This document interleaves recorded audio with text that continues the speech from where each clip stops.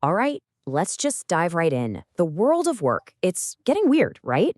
We're seeing all these new trends pop up, and frankly, they're leaving a lot of leaders just scratching their heads. So today, we're going to break down what's happening, and more importantly, why every single company needs to get a handle on this. This isn't just interesting, it's a strategic imperative. So let's get into it. Okay, let's start with this one quote because it really sets the stage. People are quitting jobs before even joining. I mean, let that sink in for a second. It sounds completely wild, but it is happening. And this one idea perfectly captures the bizarre, high-stakes world that companies are trying to figure out right now. It's the ultimate signal that whatever rulebook you thought you were playing by, yeah, you can probably just toss it out the window. And look, this isn't just some isolated incident or a one-off thing. It's part of a much bigger picture. The trends we're seeing across the board are getting, well, weird. But these behaviors aren't random. You have to see them as symptoms. Symptoms of a massive, fundamental shift in what people actually want and expect from their jobs and from their lives. So if we're going to get a handle on this, we need to actually name what's going on. Let's break down 5 of the biggest trends that are pretty much redefining the entire workforce as we speak. Okay, here they are. You've got micro-retirement, that's taking these long planned breaks from work. Career catfishing, where someone accepts a job and just vanishes. Then there's quiet quitting, doing just enough not to get fired. Its cousin, loud quitting, which is being actively and vocally disengaged. And finally, job hopping 2.0, which is a much faster, more strategic way of climbing the ladder.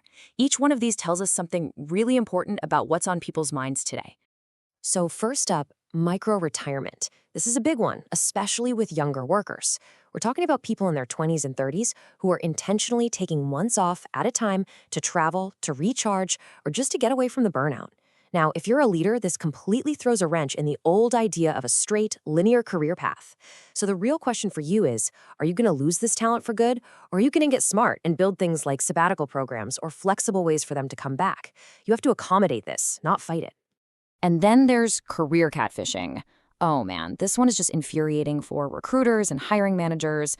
Imagine this. You go through the whole process, you find the perfect candidate, they accept the offer, you get all the paperwork done, and then on day one, poof, they're just gone. Or maybe they show up for 2 days and then quit. It absolutely wrecks your hiring plans. It's a massive waste of time and money. And honestly, it just shows that trust in the whole hiring game is at an all-time low. Okay, so we've named all these weird new behaviors, but what's really driving them? What's the root cause? Because look, it's not enough to just point at these trends and be confused. If you're in charge, you absolutely have to understand the why. And it all boils down to what we're calling the great mindset shift. And this right here, this is it. This is the heart of the whole thing. The old deal was simple. You live to work. Your job was your identity, your main focus. But that deal is dead. The new contract is totally different. It's I work on my terms. Work is now just one piece of the puzzle, one part of a bigger, more fulfilling life.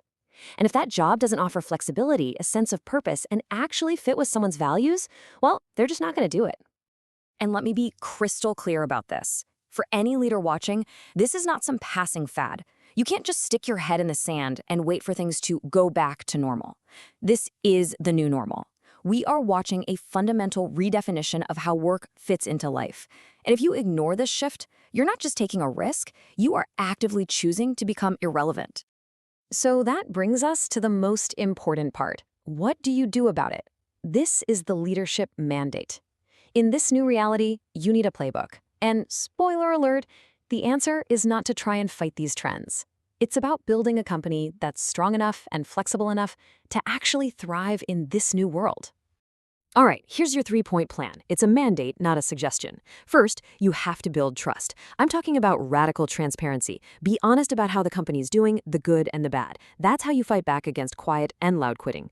Number 2, you've got to fix your candidate experience. If you don't want to get catfished, you need to treat people with respect from the moment they apply. Communicate clearly, don't waste their time, and be honest about what the job is really like. And finally, number 3, prioritize actual genuine well-being. And no, I don't mean a ping pong table. I mean setting real boundaries around workload, providing real mental health support, and offering the kind of flexibility that stops burnout before it starts. That's how you address the drive for micro-retirements. So at the end of the day, the message couldn't be simpler. The world of work has already changed. It's evolving. Your only option is to adapt, and to do it smartly. Trying to resist is pointless. Adapting is how you survive. So, we'll leave you with this one question, and it's a big one that every single leader needs to be asking themselves. Take a good, honest look at your company, your culture. Is it still built for that old deal, or are you truly ready to operate under the new contract? Because how you answer that question, well, that's going to decide your entire future.